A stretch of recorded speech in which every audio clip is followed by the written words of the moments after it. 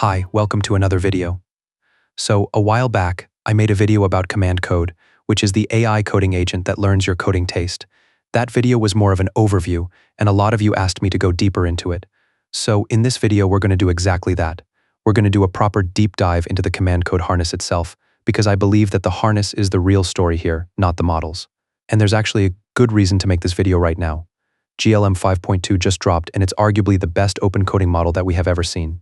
Command code was the first coding agent to add support for it, and according to their own numbers, it has already become the second most used open model among command code users, right behind Kimi K2.6. That's pretty wild for a model that's only been out for a short while. So today we'll walk through the harness properly, and then we'll run the same task on GLM 5.2, Claude Opus 4.8, and Claude Fable 5 inside command code, and see how a $2-ish open model run compares against Anthropic's flagship and their new Mythos-class monster. This video is sponsored by command code, but as always, everything I show you here is stuff I actually tested myself, and I'll give you my honest take at the end. So let's get right into it. First, let's quickly clear up what a harness actually is, because people throw this word around a lot. The model is just the brain. It takes text in and spits text out. The harness is everything around it. It's the thing that reads your files, runs your shell commands, greps through the codebase, edits the repo, runs the tests, and then feeds all the results back to the model so it can keep working step by step. If the harness is bad, even the best model in the world will flail around, break your code, and burn your tokens. If the harness is good, even a mid-model can look surprisingly competent. And this is basically command code's whole thesis. Their line is that when people say open models can't tool call, the models aren't the problem. Your harness is. Most coding agents out there are built and tuned around Claude or GPT, and then open models get bolted on as an afterthought. Command code did it the other way around. The harness is designed from the start to make tool calling reliable on open models, and in my experience, that's where most open model setups fall apart. The model is smart enough, but the agent keeps fumbling the tool calls, and everything degrades from there. One more thing that I really like here.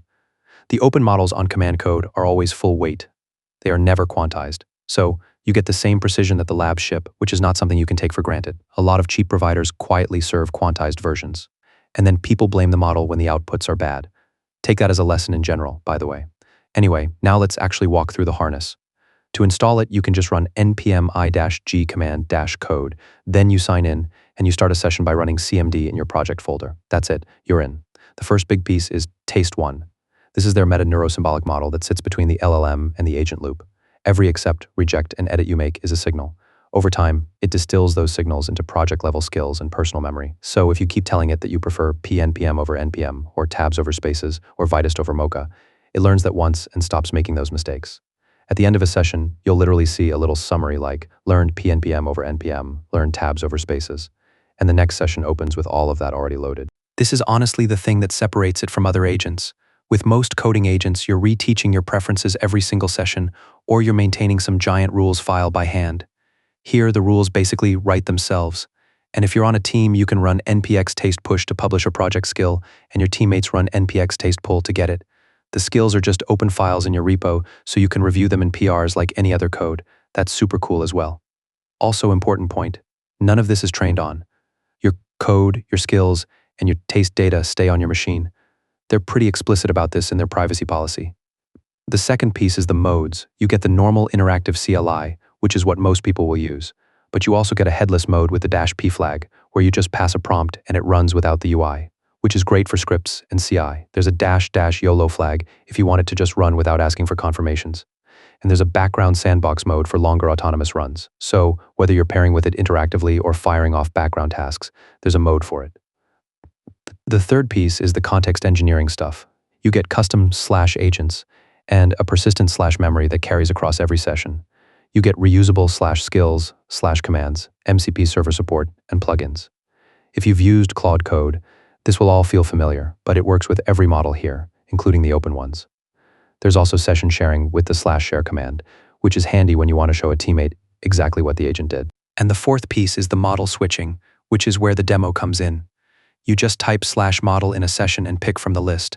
They've got the premium stuff, Opus 4.8, Fable 5, Sonnet 5, GPT 5.5, Gemini, and then a big open source lineup.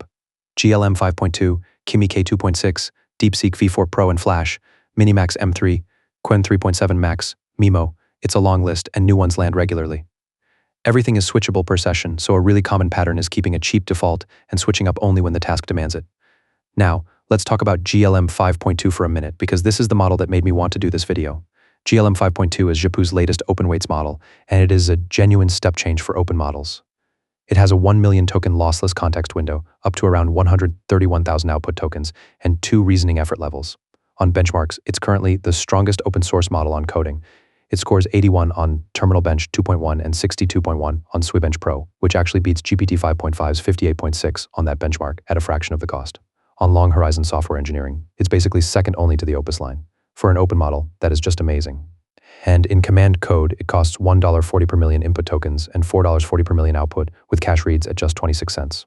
Prompt caching is on by default, where the upstream supports it, which quietly saves you a lot of money on long agent sessions. It's also available on every plan, including the $1 Go plan. Yes, $1. We'll come back to pricing. So that's the setup. Now, let's do the actual comparison. The plan is simple: same repo, same prompt, 3 models, GLM 5.2, Claude Opus 4.8, and Claude Fable 5. Quick context on the 2 Claude models for those who haven't kept up. Opus 4.8 is Anthropic's flagship for long-horizon agentic coding at $5 per million input and $25 per million output. Fable 5 is their new Mythos-class model, which is a tier above Opus now. It scores 80.3% on SwiBench Pro versus 69.2% for Opus 4.8, and it more than doubles Opus on Frontier Code Diamond. But it also costs double, $10 input, $50 output per million. So, the question is really about value. Is the Frontier worth 5 to 10 times the price of GLM 5.2 for everyday work? For the task, I'm using a real mid-sized TypeScript repo, and I'm asking each model to do the same thing. Add a full authentication flow with sessions, protect the existing API routes, write tests for all of it, and make sure the whole test suite passes before finishing. This is a proper long-horizon task. It touches multiple files. It needs the agent to understand the existing patterns in the repo, and it forces it to run and react to test output. Exactly the kind of thing where the harness matters as much as the model. So first up, GLM 5.2. I start the session with CMD, type/model, and pick GLM 5.2. Then I paste the prompt. Let's send it and see. Okay, so right away you can see it doing the harness dance properly. It greps through the repo, reads the route files, checks the package file to see what's already installed, and here's the taste, one part kicking in. It checks my taste first and notes that I prefer PMPM, that I use Vitest, and that I like small focused commits. It didn't ask me, it just knew, because it learned that in previous sessions. It plans the work, then starts implementing. It creates the session middleware, wires up the auth routes, updates the protected endpoints. It also goes ahead and runs a ton of commands, installing dips, running the type checker, running tests. A couple of tests fail on the first pass, and this is the part I was watching for, because this is where open models usually fall apart in other agents. It reads the test output, finds the actual cause, fixes it, and reruns. No flailing, no hallucinated tool calls, no getting stuck in a loop, and the diff honestly looks like it was written by someone who had read the codebase first. Total cost for the run, well under $1. I mean, it works well, really well. Now same repo reset, /model, Claude Opus 4.8, same prompt. Let's send it and check. Opus is noticeably more decisive. It plans less visibly and just moves.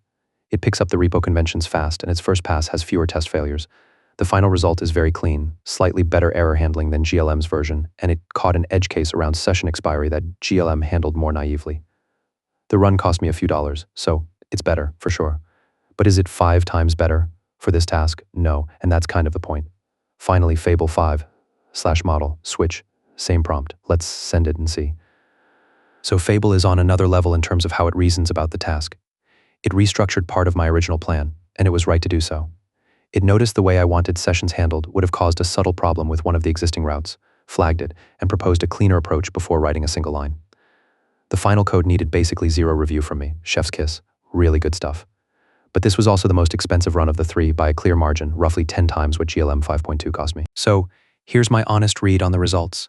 Fable 5 is the best model I have ever used in a coding agent, and for genuinely hard architectural work, it's worth it. Opus 4.8 is the reliable flagship.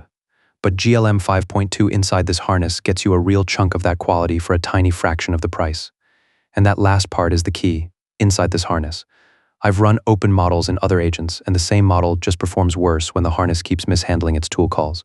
The gap between open and closed models is smaller than the gap between good and bad harnesses. If you ask me, that's the biggest takeaway of this whole video. Now let's quickly talk pricing, because this is where it gets a bit ridiculous, in a good way.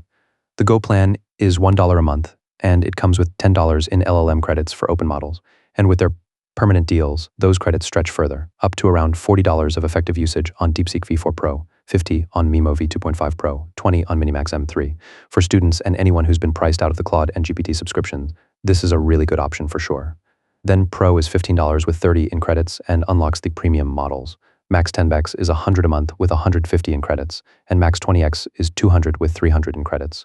Credits roll over and never expire, and top-ups are at the underlying API rate with zero markup. There's also a provider API plan at $15 a month that gives you OpenAI and Anthropic-compatible endpoints with no markup, so you can point any other tool at it too, which is pretty good for sure. Compare that to what's been happening elsewhere. Ever since the big subscriptions started tightening their limits, a $200 plan doesn't feel safe anymore. Here, $1 gets a student a working frontier-grade coding agent with GLM 5.2 in it. That's just a completely different value equation. Are there downsides? A few. The taste features take a week or so of real usage before they start paying off, so don't judge it on day one. The Go plan is open models only, so if you want Opus or Fable, you need Pro or higher. And open model pricing is a mean rate across providers, so actual per request cost can vary slightly. Nothing deal-breaking, but worth knowing. Overall, it's pretty cool. Anyway, let me know your thoughts in the comments. If you liked this video, consider donating through the Super Thanks option or becoming a member by clicking the Join button. Also, give this video a thumbs up and subscribe to my channel. I'll see you in the next one. Until then, bye.